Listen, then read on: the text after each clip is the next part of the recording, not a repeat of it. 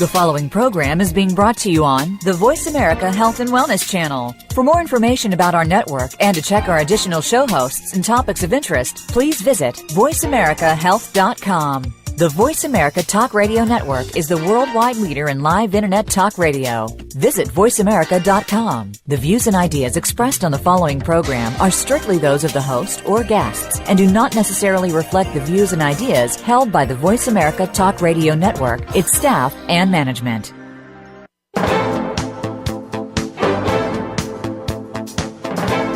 Welcome to Straight Talk with Sandra Reish. Are you trying to master the game of life without success? There are secrets and strategies to living your best life. We'll share some of them with you on today's show. Take advantage of this series to become an expert at relationships. All relationships. It's time to live the life that you deserve to live. Now, here's your host, Sandra Reish. Welcome back to Straight Talk. Such an exciting episode today. I love every week on Straight Talk. You hear me say it every week, so I don't want you to think I'm never excited. But I'm a parent, and I'm sitting here with top therapist. She happens to work for my clinic, Georgia Dow. And we're going to talk today about parenting, probably the hardest job in the world. Now, Georgia is, again, a top therapist, a parent, a specialist in anxiety, a specialist in boundaries and consequences, a black belt in jiu-jitsu, but who's counting? What don't you do, Georgia Dow? Welcome to the show again. Thank you so much for having me back. I really appreciate to be here, and I love that we're going to be talking about parenting because, as you said, it's the hardest job that you'll ever get to do. And we don't get a blueprint. No, we don't get a manual. We don't get a manual. And every day, I know you, like myself, get parents asking you, am I being too hard on my child? Am I being too soft on my child? So today, I really want to tackle authoritarian parenting, laissez-faire parenting, the new fashion of anything goes, my child is my best friend, which you and I, the hairs on our arms go up when people say that. Maybe we should stop right there. Why do the hairs go up on our arms when parents say, I want to be the best friend of my child? What's wrong with that? Sounds so nice. It sounds wonderful. And I love the fact that people care enough to not just be a disciplinarian to their children, but kids will have a lot of friends in their life, but they will only have two parents.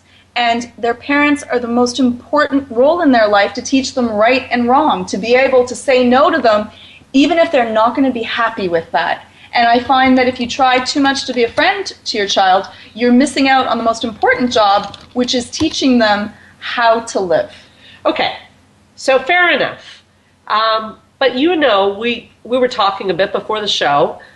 You know that we have to teach them boundaries and consequences, which, you know, we're going to talk about. Mm-hmm. But we also, I want to make sure that we don't miss in the hour the fact that we also have to give them a little bit of leeway and trust before we start to put the consequences down, especially as they get older. But Sandra, if I give them trust, they may fall down and get hurt and make a mistake. So you're being facetious right now. I know you are, Georgia Dow. I know Me? you are. Yes.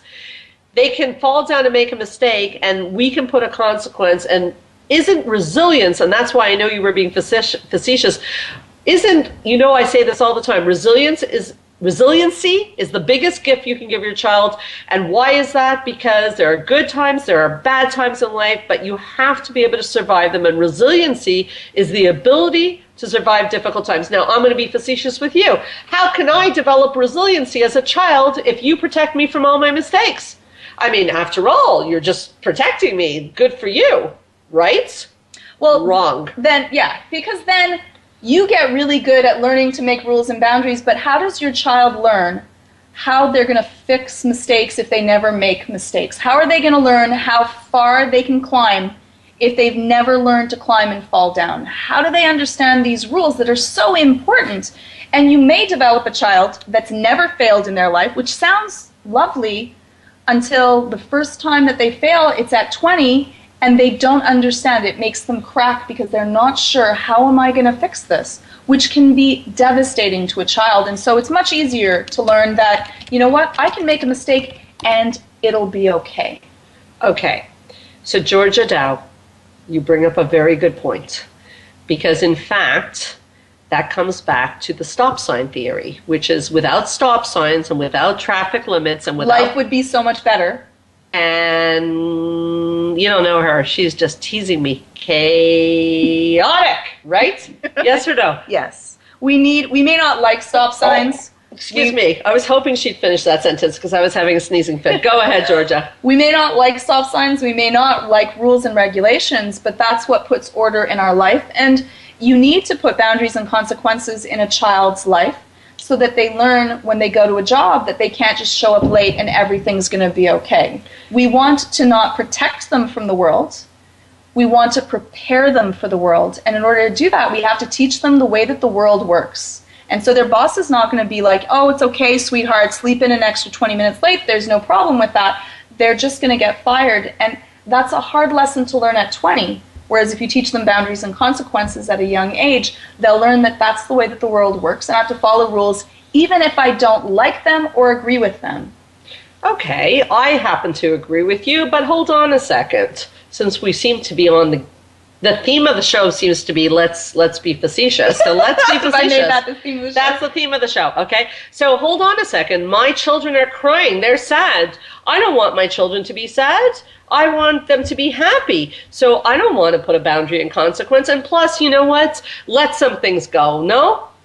I think that happens a lot. I think that parents often want their children to, and I think it's a good thing to learn to have your children be happy, but one is you don't want to end up dealing with emotional terrorism where your child being unhappy will make you change rules.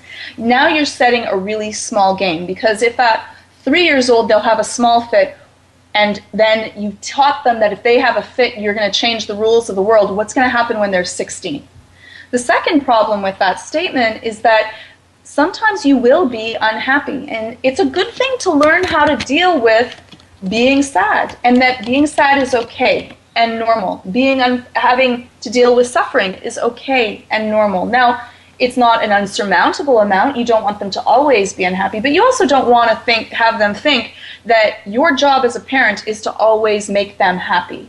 Your job as a parent is to do, as you said, make them resilient so that they'll be able to deal with the unhappy times of their life and to know that they have learned the coping skills of being able to deal with that. And I think that the last part is that I think that a lot of parents really want to do the best for their children, but sometimes they're doing too much. And tell me, what is the thing that you see most with parents that want to do too much? What happens with these parents and their kids when the parent's doing everything for their child? Good question, Georgia Dow. So if we have a parent doing too much, we have an over-functioning parent. And what does over-functioning attract? Under-functioning. So if the parent's doing too much, why should the kid do anything? So if the parent's taking over the task, the kid sits back and says, hey, this is a good deal. And that's the same in marriage. That's the same in all relationships.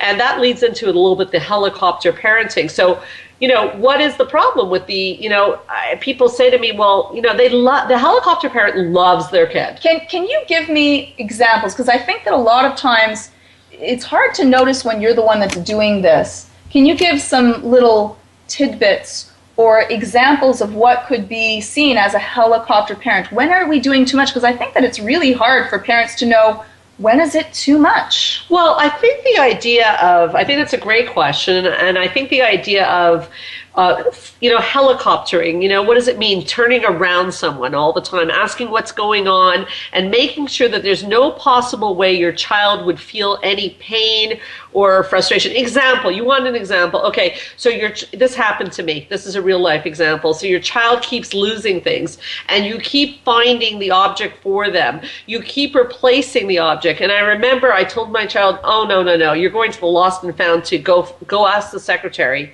about your sweater. And my child, who's very shy, said, no, I don't want to do that. Just, I'll pay for the sweater, or, just get me a new sweater. It's no. Okay, there are consequences for behavior. If you're not taking care of your stuff, you need to go look. And the funny thing is, when we forced her to go to the secretary of the school and ask, have you seen my sweater? A, the sweater was found. And B, the school actually thanked me because they were saying, No one ever does that. Usually parents rescue their children by bringing in new swear. So I think that's an example of helicopter parenting is I'm going to fix things. One more, you helped me with this one, Georgia Dow. It's true. I always call her Georgia Dow. She's laughing. She's laughing her head off. Let it out. It's okay. It's cute that you call me Georgia Dow every time. Georgia Dow. We see each other every week, all the time. That's why it's kind of cute. But she really is a Georgia Dow. Anyways, one time my daughter, we bought something for the table. Remember this one, Georgia Dow? Yes, I do remember this one. We bought something to protect the We bought something to protect the table, and my daughter was taking her nail polish off at all of 10 years old, and she destroyed the cover of the table, and her attitude was, sorry. And that was just not going to cut it. So I called up, I actually saw Georgia Dow, and I said, Georgia Dow, what do you think would be the appropriate consequences for this? And Georgia really came up with a very creative idea, which is that the only way that my daughter was really going to learn to value things in our house, she didn't pay for them, was to come up with a solution on how to fix the table. And you know what, Georgia? I don't know if I ever told you, it worked like a charm. She looked up solutions for cleaning the table, and she sat there and she fixed the table. And you know what? She had to take care of the problem. So to answer your original question, helicopter parenting would have been to fix it for the child. Does that make sense to you? Is that about where you're at on helicopter parenting? Yeah, I think that it's when you don't let your children ever fall, and in some cases you don't even let your children's feet ever hit the ground, and you're always fixing their mistakes instead of allowing them the respect to learn for themselves how to fix something, even if it's not going to be as well as you might do it. But I love that example of what you did to solve the problem, because you gave her a feeling also of respect, and that's how children will learn empathy. You want to teach your child empathy, it's learning to walk in someone else's shoes. And talking about it is lovely, but doing it really makes lifelong change. And I think that the first time I learned that how much work my parents put when I spill something on the carpet was the first time that I had to clean up the carpet, not the first time I watched them clean up the carpet. And I think that we need to have, often we have parents come in and say, I want to, my child doesn't think. They don't think about consequences. They don't deal with that. And then I say, well, how often do you allow them to learn what are their own consequences and solve a problem? Your brain is a whole bunch of neurons, and neurons that fire together will wire together. Ooh, do you like that one? I love that a Canadian said that, Donald Hebb said that. It's brilliant. Neuroplasticity here in Canada. Exactly. Just saying. Proud Canadians. And so if you want them to get better at something, they need to practice that. They're not going to get better by watching, and they're not going to get better if you give them the answer to every solution. And so you want to let them learn, and learn in a healthy, moderate way. Since you said that brilliant line, neurons that fire together, wire together, can you clarify what that means before we go to break? Okay. So what happens is that, what is learning? Learning is when neurons reach out and touch each other, and they create almost like a highway between different parts of your brain. And the more that they fire in the same pattern, the thicker that highway becomes, and the more synapses reach out and touch others. And so what you want to do, the brain learns slowly, so you have to repeat that. So it's like 0.03 millimeters a day. But if you train at something, even though you're not going to notice it right away, after a while, because they don't grow in a straight line, but after a while they will connect, and then that's that feeling of, now I have this as a skill instead of I understand this as a concept. And that's really important with things such as consequences and empathy, is that as a concept they may understand it, but they truly don't understand unless they've been actively working to do that. And everyone is actively learning to be better at whatever they're doing at the moment. So we're learning better how to talk on a radio show, and you're learning better to listen, and we're all getting a little bit better at that. Such an important concept is neuroplasticity. One of the greatest news in psychology that ever came out is that we can change our brains and therefore change our lives. When we come back, Georgia, I'd like to talk about what authoritarian parents created, which was a lot of anxiety in kids, and how laissez-faire parenting is creating the same thing, and why anxiety is such on the rise in children. We'll be right back with Straight Talk with Sandra Reich.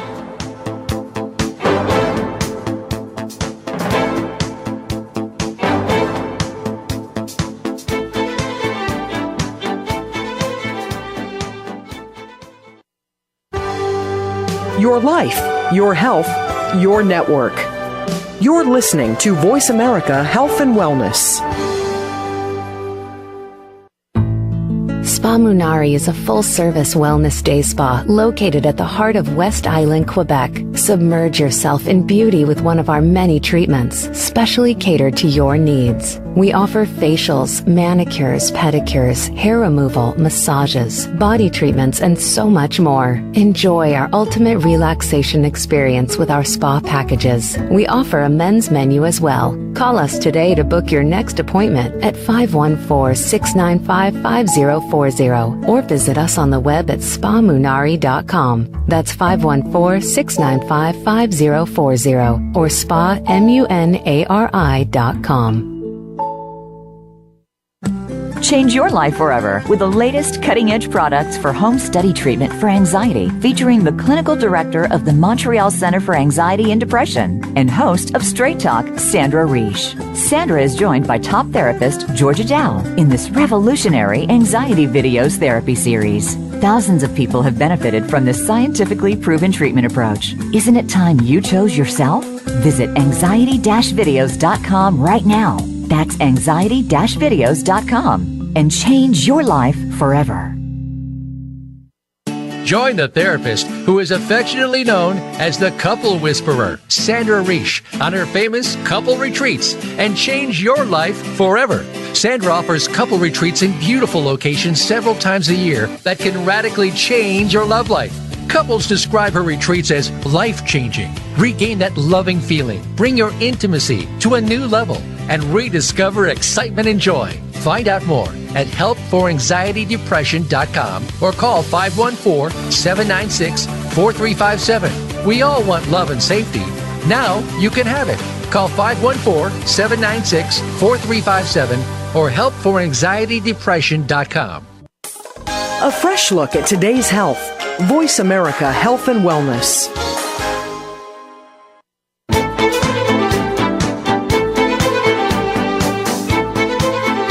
You are listening to Straight Talk with Sandra Reish. To connect with the program today, please call 1-866-472-5792. Again, that's 1-866-472-5792. You may also send an email to info@helpforanxietydepression.com. Now, back to Straight Talk. Here's Sandra Reish. So, Georgia, we left off, and actually we had a technical difficulty, and it's interesting because the concept of resiliency came up right now, and no computer was working. And I think at the end of the day, we were laughing because what could you do other than that cry? Okay, so I often talk about when I speak publicly about being the daughter of European parents. And I talk about the fact that the last generation, you're also the daughter of Europeans, it was very fashionable to be authoritarian parents. And authoritarian parents were quite strict. I always tell people, and they laugh, I actually only thought there was one station on the radio. That is true, Georgia. Opera. I really didn't know there was anything else. My parents were extremely strict.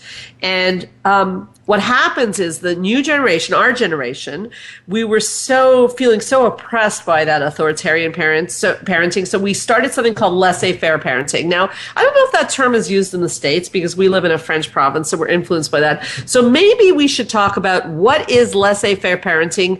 It's the new fashion, and what's the problem with it? Right. Well, let's start off with what is laissez-faire parenting, because I think that it was the byproduct of having exceptionally strict parents, is that we went through that oppression and said, you know what, I'm never going to be that way with my kids. Right. Because it was not fun. Right. So I think the pendulum has swung too far in the other direction. And so laissez-faire parents are parents that say, you know what, anything's going to go. I'm not going to have any rules. I'm not going to have any boundaries. I'm just going to let my kids learn on their own, do what they want, make their own rules. And we leave it like that. But there's a whole bunch of negative consequences that come with that. What are some of the things that can happen when you deal with laissez-faire parenting style? Ironically, Georgia, as you know, is laissez-faire, which sounds pretty nice, let the kid do what they want, ironically produces anxiety, and authoritarian produced anxiety. So they're two polarities that meet in the same place, because if it's too strict, that's you're bubble wrapping your child, and the child is going to definitely not feel like they can stand on their own in the world. That's anxiety. Laissez-faire parenting is there's no walls, there's nowhere to push, there's no rules and regulations. So do whatever you want. 10-year-olds cannot make their own decisions. So this idea of, and I hear this all the time, and I have a very mature 10-year-old myself. I hear this all the time. Well, I'm not going to tell my 10-year-old what to do. Why not?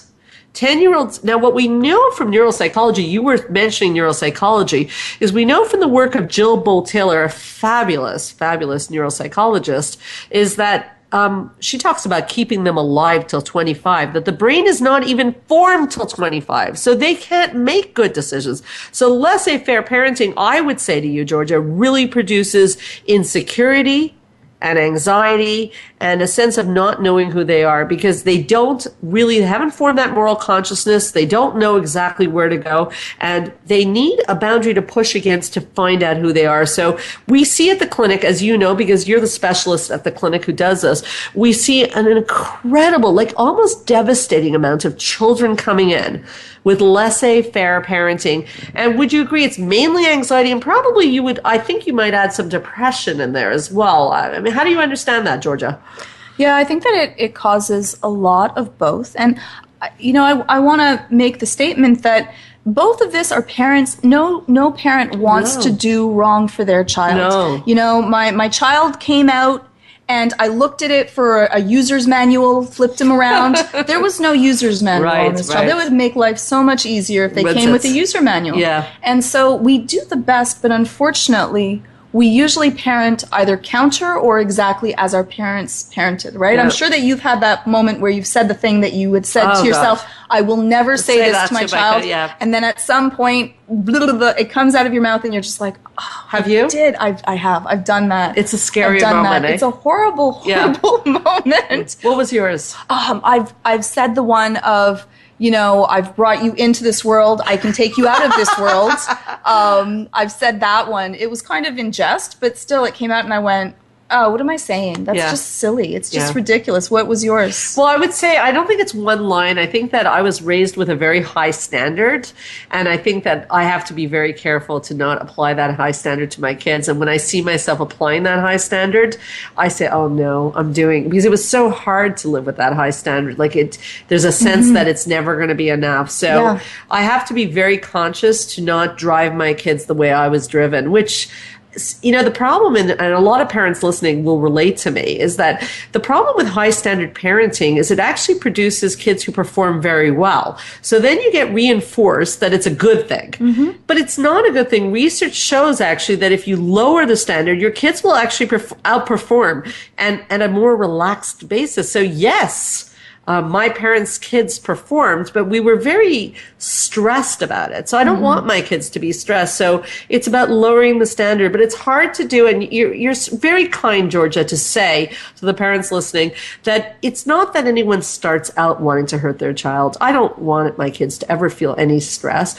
But again, if I was asked to have a high standard, it's just a natural inclination to do the same with your kids. But I think we're getting to something very important in the show, is how do we break the chain? I think we're starting to talk about mindfulness, is how did you stop yourself and how did I stop myself? I got to really think about it. Do you? I did, because even though sometimes I should know better, I really do this for a living, and so I sometimes don't follow the advice that I would give to other parents. That's so honest of you to say. Well, it's a hard job, and sometimes you get really upset and you're frustrated and you're tired and you're trying to do so much, and sometimes, and this is for my case, is that because I care so much for my child and I want them to be successful, is that I can care too much. I can be too emotionally attached. I remember giving my child having a project, and he made this beautiful project with all these little people in a house. And he wanted to put the little people into the house of the project so he couldn't see them. And I kept on going, no, you worked on these people for so long, why stick them in the closed house that you're not going to be able to see them with? It's my own type A personality coming out, right? And at some point he went, you know what, Mom, it doesn't actually matter. It's just a project. And I went, oh, you're right. You're right. We learn from our children. You're right. And so I think that it's a really hard job. And I think that a lot of people, have a hard time to come in because it's a hard thing to say you might not be doing exactly the right moves. And we don't have a owner's manual. What we do is we just try to teach people new tools because we're all just doing the best that we can. And some people may not, they may not want to come into sessions. But we also have another way if you're wanting to learn some different tools and tips as parenting and you don't feel like coming in because you may be too shy. What else could they do? Well, Georgia, you and I actually created a DVD on this, a parenting DVD. It's been very popular, and the reason it's been popular is what we're learning more and more in psychology is about love relationships and parenting, that there is a science to it. And I think that we didn't realize, like you said, there's no user manual, but there is science. And your job and my job is to make sure we know the science. So when we say that consequences and boundaries work, we're not just, it's not a Georgiaism or a Sandraism. We know from research that actually putting boundaries and consequences that are fair and reasonable, but teach your children what works and what doesn't. And human nature is such that we move towards pleasure, we move away from pain. We're rather simplistic creatures. We do what works. That there is a science. So we created the DVD series for that reason, so that people could just learn the science of, many people call you and call me with different situations, but don't you find, Georgia, that the situations, although different, the problem is the same? What do I do in this situation? Should I put a boundary? Should I put a consequence? Should I trust my child in this situation? And I think we always come back to, yes, you should trust your child, but there has to be a clear boundary and a consequence, like a speeding ticket. And you're mentioning the DVDs because a lot of people don't come in for therapy and want to learn this. And that's why it's been, a lot of people have been very interested and bought those DVDs and used it in their parenting because we weren't taught this. No. But now we know. We know for sure. And I think that, I don't remember exactly every moment of our DVD as we taped it, but I think I can say with full certainty, we talked a lot about this concept. And I guess you would probably say that every day of your career, you talk about the concept of a boundary and a consequence. Now, okay, you're mentioning the DVDs. You were part of that. Why are boundaries and consequence such a big part of our DVDs and about everything we talk about? We're on the radio, we're boundaries, consequences, like the same old. People are going, enough with the boundaries and consequences. Why is it so important? You're laughing, but it's such a Sandraism and a Georgiaism. Why? Because that's like the scaffolding that you learn to grow from. And so what you want to have for your home, and if you want to have a calm, relaxed, happy home. Can you have a calm, relaxed, happy home? You really can. With children? With children. I actually have children, and I'm Scottish, so relatively fiery in nature. My husband's Italian, fiery in nature. And so we've created boundaries and consequences.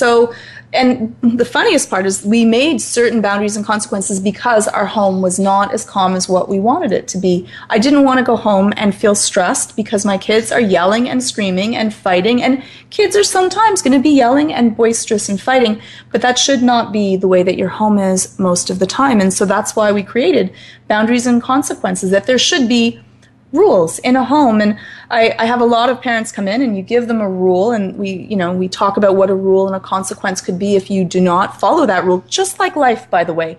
If you get a speeding ticket or you go through the stop sign and get caught, what's going to happen? For a while, I'll respect the rule, and then eventually I'll start doing the same bad behavior again. So a boundary and consequence can't be off and on or once in a while, which is like people usually come up to me and say, I do a consequence, but I can't really do it all the time. So if you have a boundary or consequence, it has to be enforced 95% of the time. If not, kids are gamblers.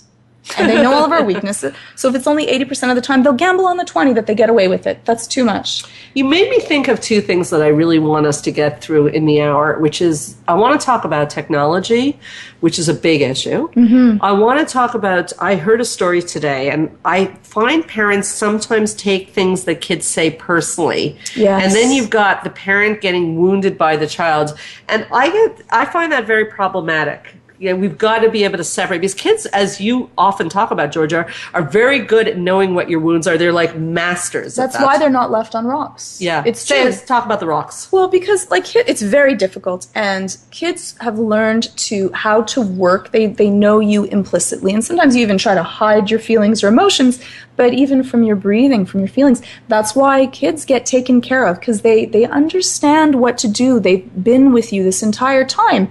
And so they understand how they could hurt us. And so unfortunately, that's why kids will say the thing that is your wound.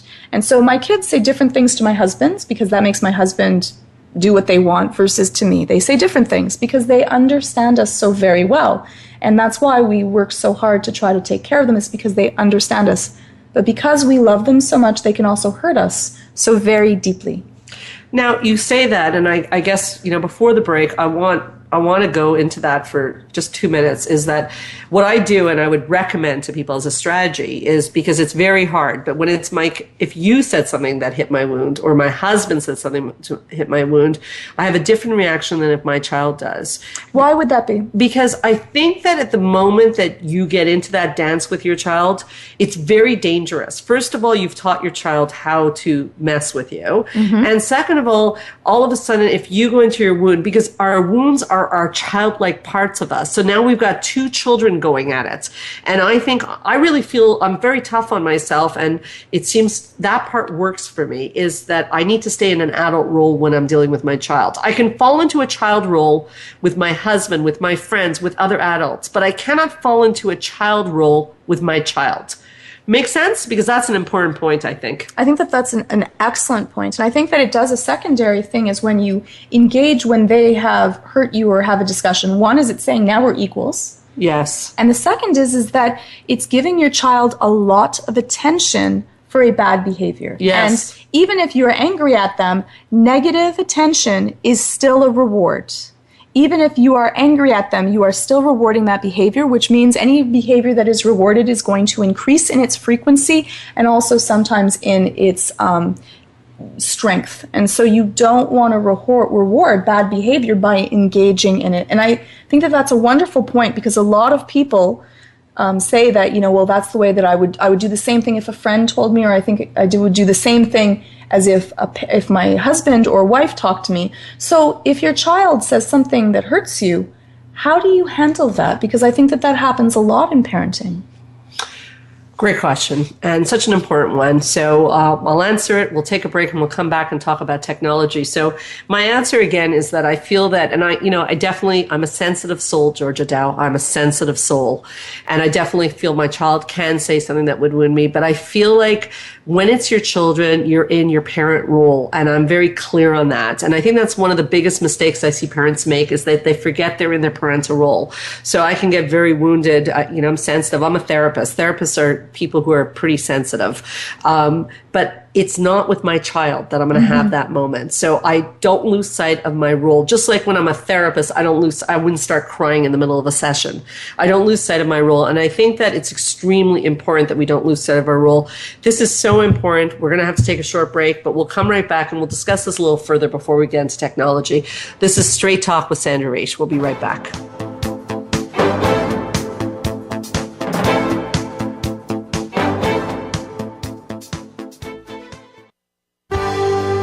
Your life, your health, your network. You're listening to Voice America Health and Wellness. Spa Munari is a full-service wellness day spa located at the heart of West Island, Quebec. Submerge yourself in beauty with one of our many treatments, specially catered to your needs. We offer facials, manicures, pedicures, hair removal, massages, body treatments, and so much more. Enjoy our ultimate relaxation experience with our spa packages. We offer a men's menu as well. Call us today to book your next appointment at 514-695-5040 or visit us on the web at spamunari.com. That's 514-695-5040 or spamunari.com. Change your life forever with the latest cutting-edge products for home study treatment for anxiety, featuring the clinical director of the Montreal Center for Anxiety and Depression and host of Straight Talk, Sandra Reish. Sandra is joined by top therapist Georgia Dow in this revolutionary anxiety videos therapy series. Thousands of people have benefited from this scientifically proven treatment approach. Isn't it time you chose yourself? Visit anxiety-videos.com right now. That's anxiety-videos.com and change your life forever. Join the therapist who is affectionately known as the Couple Whisperer, Sandra Reish, on her famous couple retreats and change your life forever. Sandra offers couple retreats in beautiful locations several times a year that can radically change your love life. Couples describe her retreats as life-changing. Regain that loving feeling, bring your intimacy to a new level, and rediscover excitement and joy. Find out more at helpforanxietydepression.com or call 514-796-4357. We all want love and safety. Now you can have it. Call 514-796-4357 or helpforanxietydepression.com. Your life, your health, your network. You're listening to Voice America Health and Wellness.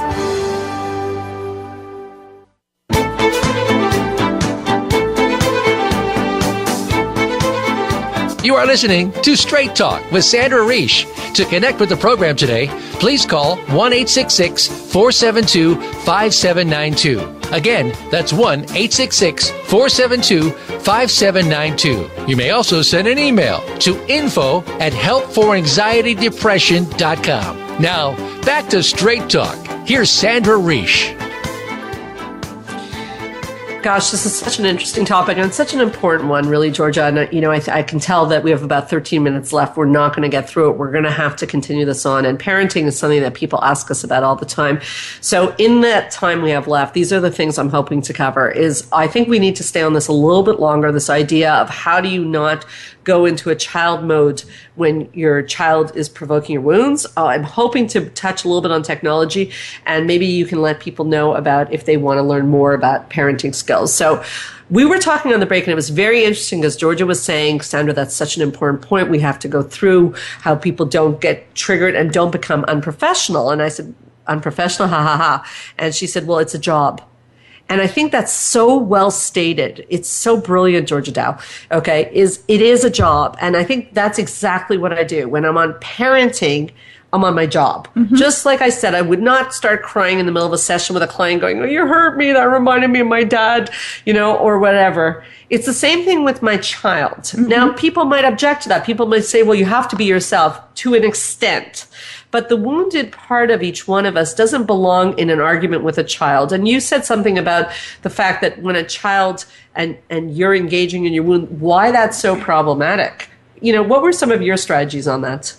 Well, if I can mention just a little bit of why you don't want to do that, is that one is that children are mimics. And if you want them to learn how to be calm in a heated moment, if you want them to learn how to react when their boss is angry at them, you want to act how you hope that they will one day be. And so if you yell back at them, if you shout obscenities, if when you're hurt you burst into tears and are overwhelmed with emotion and cannot pick yourself up, unfortunately, children will learn what you do. They aren't learning what you say. And so say that again. Children learn what you do, not what you say. And so the first thing we wanted to do in my household, because we would talk loud and there was a lot of yelling, is that the first thing we did is, yes, we made a rule for our kids not to yell, and there was a consequence to that. But my husband and I also had a chart for us. We had it on the wall, no yelling. It was for us. It wasn't for our kids. And that made a monumental difference. And I'm not saying that we never yell, and you don't have to, you can sometimes yell, it's okay.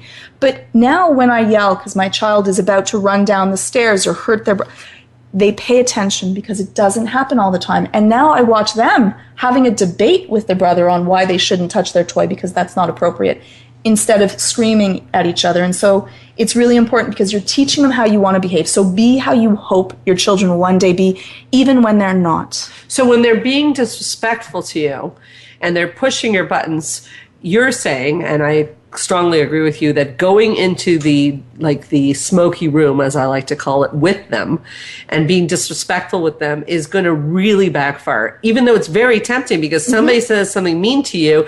It's a natural tendency, even when it's our child, to want to push back. But we have to rise above that as parents. And that's part of why being a parent is so hard. Yes. And because otherwise we're sort of condoning the disrespect. Beautifully said. Yeah, we're condoning it. And I think this is on my clients, this is a very common problem, is that the client says something like, you're a lousy mother, you're a lousy father. Not the client, the child. Children say things like that, provocative statements. Yes, and it's hard for parents sometimes not to say, well, you're a lousy child back. Right. But that's teaching them that it's okay to call each other names when you're hurt. And so then the next time that they're hurt, it might increase that frequency of calling them names. And I'm not saying it's easy, especially if your parents were hard and harsh with you. But it's something that you practice, and you practice it every day. And again, you're playing a role to be the best role model for them. And so let's go through a couple of tips on what not to do and what to try to do. Do you have any tips of what you do when you're feeling hurt and you're upset? I think that I really mindfully tell myself this is a child speaking, as opposed to, so I don't really, it doesn't go deep into the wounded part of me. So it doesn't get in there. You know, I think you said it so well when you said to me on the break that you're a professional, and I went, huh? I guess we're deeming a new term here, professional parenting by Sandra and Georgia. Professional parenting is that actually you can't step out of the role, which, by the way, Georgia, is, we won't have time for this today, but this is where parents also, when they collude their children, a psychobabble word, when they start to bring their children into their sex life or they had a fight with their husband, it's inappropriate. Same problem. Yes. Same problem is that I'm in a role. So it's a little bit like it bounces off of me. So if my child says, of course it hurts, but it's a child speaking. So that's one of my favorite tips. What is yours? So my husband always says, and this is his, so I'll give him dibs for this one, is that he says, remember that you love them. And the second one is that we're on the same team. And that means sometimes that we get hurt, and I will give myself, if I'm really upset, I walk into the kitchen and they're playing with the little tiny water fountain thing and it's all over the floor and they're sliding on it, which has completely happened. I looked and I said, okay, I'm just walking away for a second. And I go give myself a timeout, do some breathing, wait until I'm not feeling so upset, and then triggered. I come back. And so sometimes I give myself a timeout as well. Which is great role modeling for your kids to learn that when they're overwhelmed and flooded with emotions, as any of us, when we're flooded, we can act childlike, is you taking a timeout is showing them it's okay to get flooded, but you need to go take care of that, not to just be reactive. And I guess that's part of what we're talking about. Your tip is not to be reactive. Okay, very important. So before we sort of start to flirt a little bit around with technology with the time we have left, I mean, you have a lot of tips, Georgia, and they're very helpful. And you were talking about, if people want to find you or learn more, how do they do that? And what's going on with you? And how do they learn more about parenting? So if you'd like to take some more tips and learn some more tools to add to your parenting belt, what you can do is you can head on over to anxiety-videos.com, and we have a full set of DVDs that you can order online and have them at the comfort of yourself, and you can re-listen to them. And there's ones on parenting. There's also ones on sleep. Sleep with children is also really important on how to get them good sleep habits. Talk about that, yeah. And so that's another topic that we will probably cover at a different point as well, and others on anxiety. Awesome. Now, we're not going to cover this today, but I'm just going to jump in and say that your kids need a lot of sleep. Yes. I'm just going to say that. I'm going to leave it at that. It's a very important skill to teach them how to go to sleep and sleep properly. You spend a third of your life there. Yes, and it helps with their cognitive ability. There's a lot of research coming out, anxiety, depression. There's a lot of research coming out, by the way, new stuff on the importance of water. Children do better in school when they drink more water, so I want to get that out there today. You're the technology woman. I love technology. We both love technology. Before we run out of time, is technology good for your children? Okay, so just so that I can be a full disclaimer, I work on a technology show. You do. Which is called Encore. It's excellent. I do a lot of tech talks. I also love video games, and I do another show on video games. So I am not at all the person that is just anti-technology. I love tech. That being said, my children are not on technology. They play very little technology, use technology very little. They watch very little TV. Why? Well, okay, so I started to realize that one of my kids, who was leaned more towards being type A, linear, and a little bit more anxious, would be more aggressive, and his attention span would go down after he played a lot of video games. And so my husband and I had this long debate of how we need to cut down their time on technology. And so remember how we said before that neurons that wire together, fire together, or fire together, wire together. So the more that they do that, what are they getting better at? Unfortunately, technology teaches them to be fast reaction. Right away when you see something, you get it, and it doesn't teach them to be resilient, to be patient, to take time, and it speeds up their brain. They seem like they're zoned out and it's calm and it's the world's perfect babysitter, but what is it actually teaching them? And so we decided to take technology out of their world. And they do go on technology, but they earn that with good grades. Earn it, not a right, a privilege. Yes. And their behavior has completely changed, and it has helped them. And so less technology is more, and I think that it's very prevalent that kids are on technology way too much. And I understand why. We're tired. We want to cook and have our children not bugging us all the time.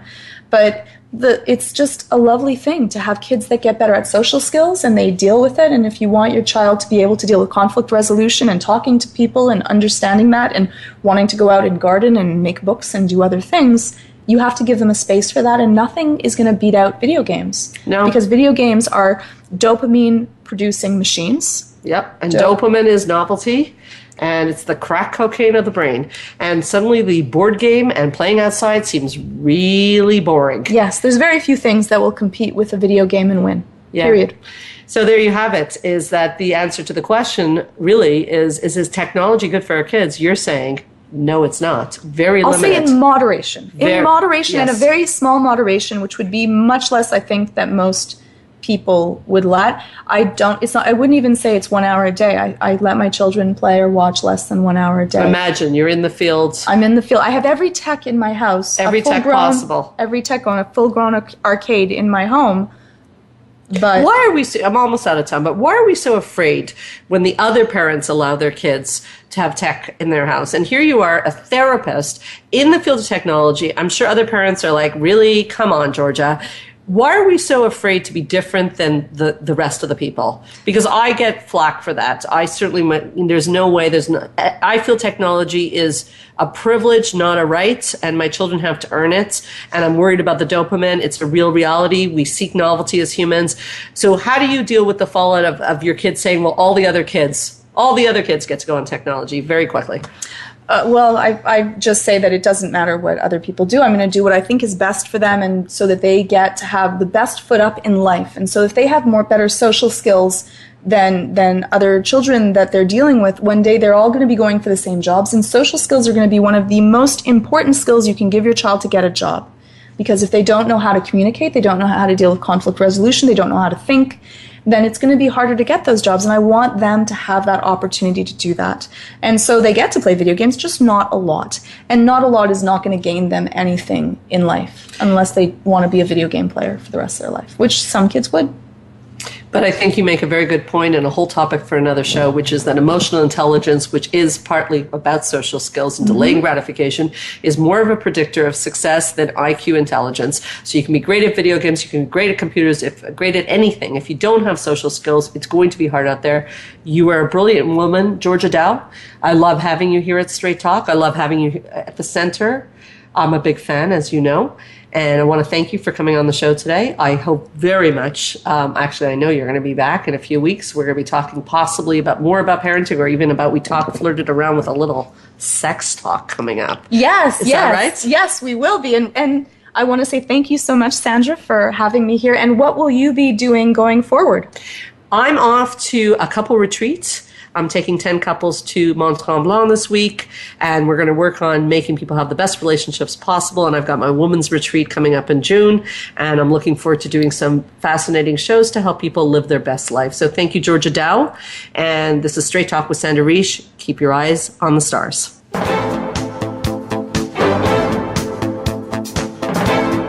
Thank you for listening to Straight Talk with Sandra Reish. We hope you've enjoyed today's show, and we'll tune in again next Thursday at 3 p.m. Pacific Time, 6 p.m. Eastern Time on the Voice America Health and Wellness Channel. Now, go live your best life.